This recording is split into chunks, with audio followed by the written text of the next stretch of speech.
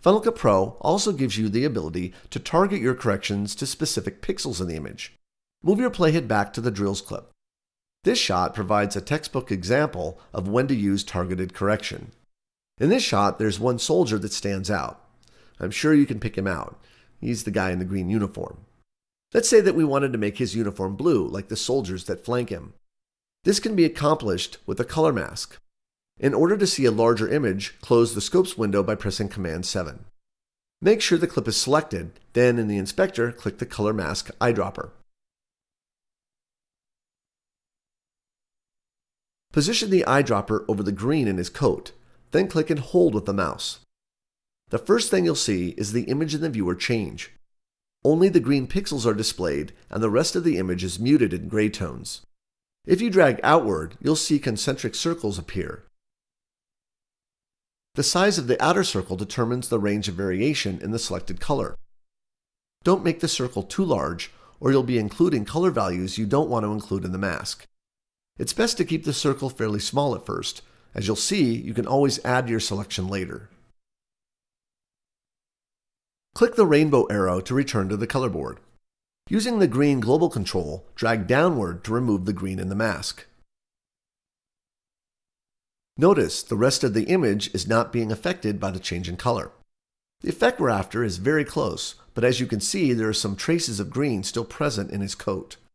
Return to the inspector, then click the eyedropper again, and this time hold down the Shift key and select some of the remaining green pixels. Wow, that pretty much nailed it. Play the clip back to see how it looks in motion. 1, 2, 1. We win. Finally, I've saved the best for last. In order to view your mask, hold down the Option key, then click on the Adjust Softness slider. Your viewer will display the current mask. Drag to the right to clean up the mask. White pixels are the areas that are affected by the corrections in the color board, and black pixels are areas that are unaffected. The best mask is one in which there's not a lot of white pixel bleed into the surrounding image. However, because there's so much blue in this image, you can get away with having a less than perfect mask. Another way to apply targeted corrections is to use a shape mask. A shape mask defines the area in the image you want to correct, then allows you to apply corrections inside or outside the mask area. A common use for a shape mask is to emphasize a subject's face. Scroll over to the Dave Interview 01 clip. So we're not distracted by the title clip, select it, then press V to disable it. Now select the Dave clip, and in the inspector, click the Add Shape Mask button.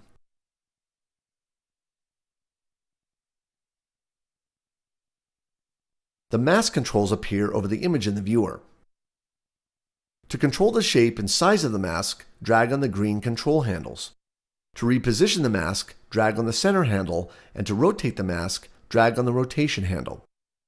To control the mask's softness, drag on the outer circle. The wider the circle, the softer the resulting mask is, and vice versa. Adjust the mask size, shape, and position until the shape fits over Dave's face. Click the Show Correction button to return to the color board. At the bottom of the pane are two buttons, Inside Mask and Outside Mask. Click Outside Mask. Any corrections or adjustments you perform will only be applied to the pixels surrounding his face. Click the Exposure button. So you can see what an extreme example would look like, drag downward on the global slider. The image is darkened except the pixels inside the mask. By dragging on the outer circle, you can see the effect increased softening has on the image.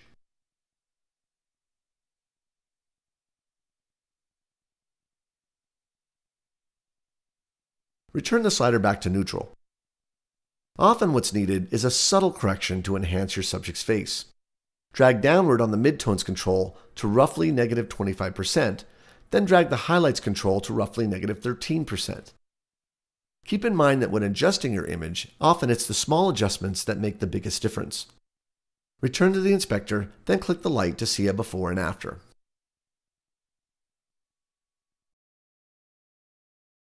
Final Cut Pro allows you to apply multiple color masks and shape masks to your images.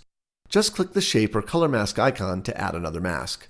This way, you can combine masks to give you even more control of your secondary corrections. To delete a mask, select it and press delete. With regard to shape masks, you can also keyframe the mask if your subject is moving in the frame. Because my subject is stationary, there's not much point in doing that. There are some shots in this project, like the Confederate charge, where you might want to experiment with an animated mask on the Confederate flag. But I'll leave that up to you. Whenever you apply a color or shape mask to an image, you are limiting your corrections to only the areas defined by the mask. If you park your playhead over the drills clip, you'll notice that we lost the initial correction we performed to the overall image. This can easily be addressed by adding another correction. Select the drills clip, then in the inspector click the Add Correction button to add another correction. Each time you add a correction, it appears in the inspector with a number next to it. Correction 1 is the targeted correction we performed earlier with the color mask. Correction 2 would be a correction that we would apply on top of or in addition to the first correction adjustment. Make sure correction 2 is selected, then click the arrow to go to the color board. You can quickly switch from one correction to another by clicking the pop-up in the upper right of the interface. From the Gear menu, select the preset we saved earlier. The preset is added to correction 1 to create a combined color correction effect. Go back to the inspector, then click the light next to correction 1 to turn off the first correction. Notice this is the correction with the mask. The second correction is affecting the image as a whole, improving both contrast and the saturation in the midtones and highlights. Finally, you can also copy and paste corrections from one clip to another. With the Dave clip still selected, click on Correction 1 to select it. Items in the inspector that are selected turn gray. Press Command-C to copy the correction. Select the next Dave interview clip and press Option-Command-V. As indicated by the orange bars above the clips, you'll want to render when you're finished. Press Shift-Command-R to render your timeline, then go get a sandwich. In the next lesson, you'll learn how to share your projects with your eager audience.